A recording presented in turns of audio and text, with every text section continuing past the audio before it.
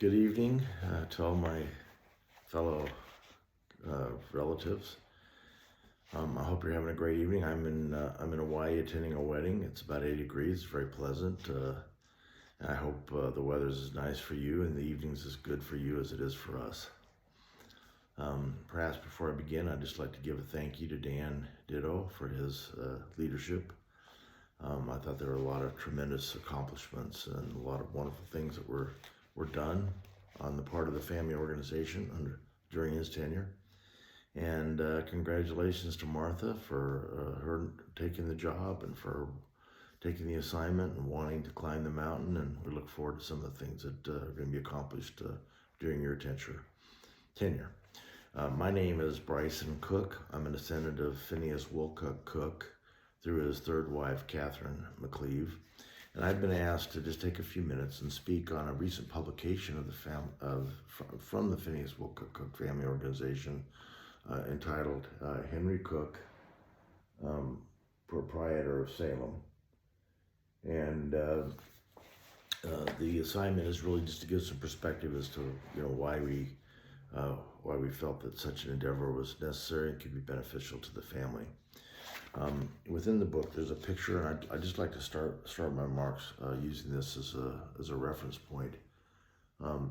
This is a picture of the King James translators who translated the King James version of the Bible, presenting the finished work to King James. King James was trained classically. He actually translated some of the Psalms in English. He felt the need to create one translation that could be a blessing to the people of England, and it was presented to him in 1611. And I use this as maybe a starting point or a frame of reference for us relative to the life and times of Henry Cook, because as a result of this work and some of the research, my feeling is that he was born no later than 1611, perhaps even as early as 1605. I know that most genealogies give his birth as 1615, and that makes him a little younger than Judith, his wife. And based on what I learned about Puritan customs and culture, it's not likely that she would have married a younger man. And I think in terms of whatever further research occurs with regard to Henry, it's even possible that he was a widower. But without any record or documentation, we proceed on the notion that he was a single man living in New England when he met and married Judith Birdsall. While the records are scarce, we're talking the early 1600s,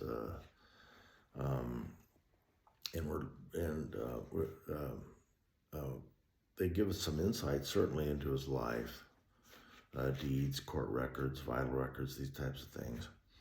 But the other reason that we wrote the book was to perhaps learn a little bit about him from a cultural perspective, because we know a lot about the Puritan movement, we know a lot about the Puritan culture, and while it isn't Puritanism wasn't a sectarian movement,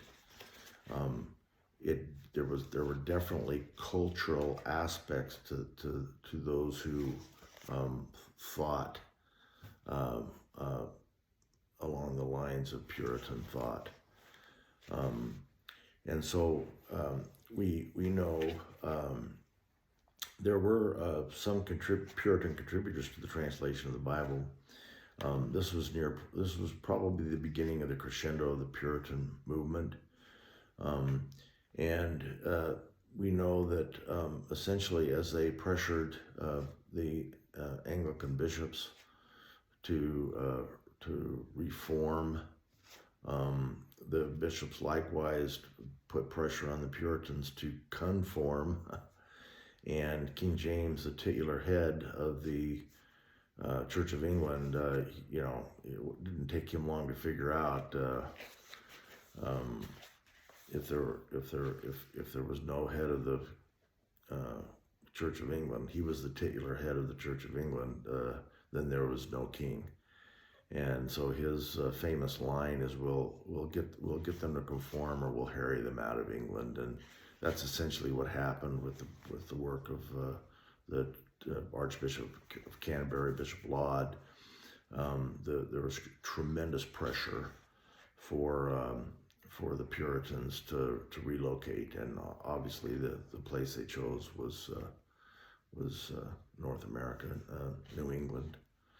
And we know that he would have been part of that great migration from 1630 to 1640. There was at least 10,000 people who left England and came to New England. And we learn from the record that most came as families. A lot of them were organized as congregations, came with their ministers or under the direction of their minister or encouragement of their ministers.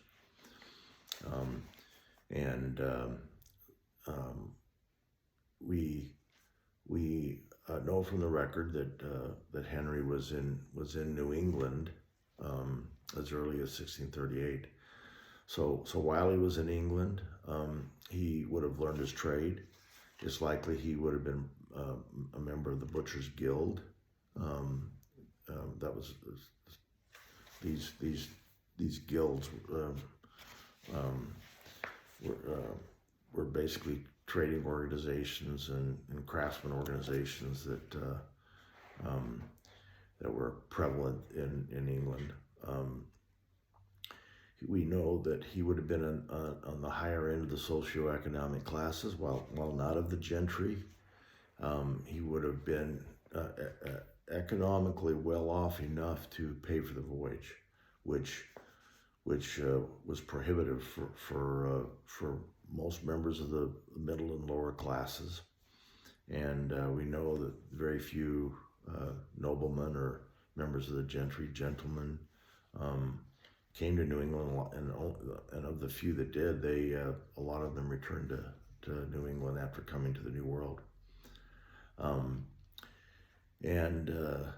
So we know that, at least from the record, it's presumed that he began to associate with the Birdsall. So the Birdsalls were there. We know they were there by 1635, as early as 1635. We know that they came from Norfolk. We know her Judith's birthday. All of this work, Wendy Bentley did one of the Phineas Wilco Cook family organization genealogists did a lot of work on the Birdsalls, and thanks to her efforts, we've learned a little bit about that family, and so it gives us a chance to know both families as we look at the life of Henry Cook. And the Puritans, they believed in true love. There wasn't like marriages of convenience or dynastic marriages or whatever you want to say. They would have fallen in love, and they were married shortly after their arrival. Once he was established in Salem, and we know that he was the original proprietor because he was allotted land, and so with that foundation, he was able to marry and start a family. We know, as I mentioned, that he was educated, could read and write, and that he was religious and spiritual, yet he did not affiliate with the First Church of Salem. Demographically, about half the men that lived in Salem, while they attended church and they were believers, and they didn't join the church. And but the Birdsall family, on the other hand, his father-in-law Henry Birdsall was a free man, and he would have been to qualify for that status. He would have had to pass scrutiny of the clerics, and then it gave him certain privileges in the community. One of which would be able to vote. As a landholder, Henry then would have been a freeholder, and he would have been one of the first proprietors of the city of Salem, Massachusetts. He was a family man. He raised his family. We know that shortly after they were married, there was a public school system put in place in Salem, and they would have had their children educated in the public schools.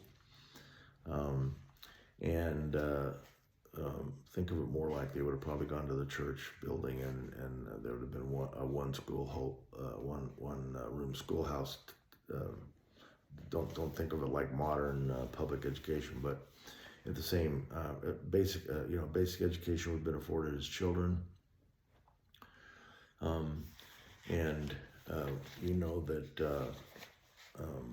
as a family man and as a husband, he trusted his wife. When he died intestate, but his will, I think you'd call it a non-cooperative will. I don't know, ask Dan, but he essentially verbalized his last will before he died, and that was that Judith should administer his estate.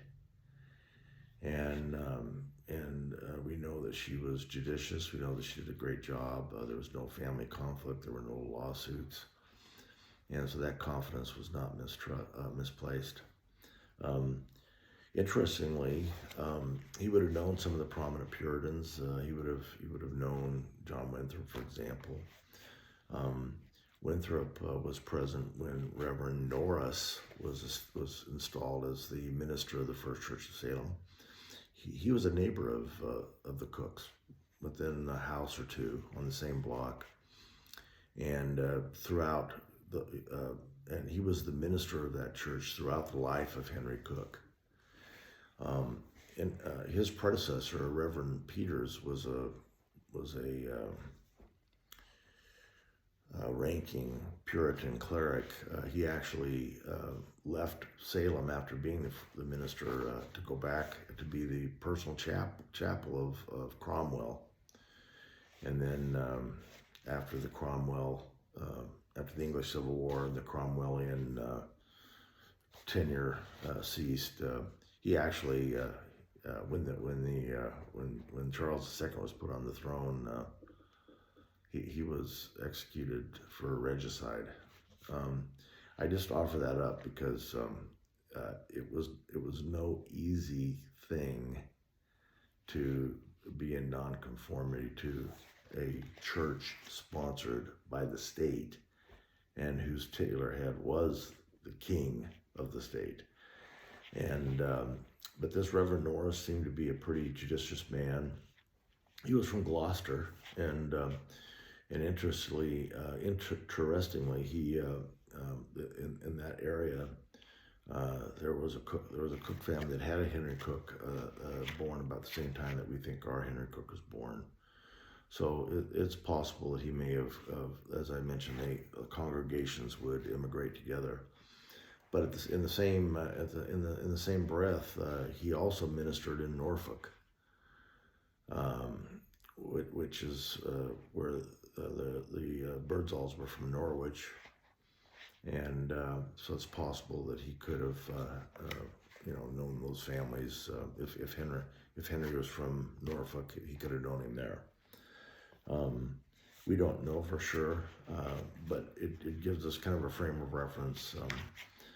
The likelihood that he was born in Norwich or Gloucester would be starting points if we really were able to make an effort at determining his English ancestry. We know that we prospered. We know that he was a butcher. We know that he raised cattle. We know that he had a farm. We know that he owned an orchard. And we know that he was the town herdsman. We know the stories. They would blow their horn in the morning. All the neighbors would turn out their stock.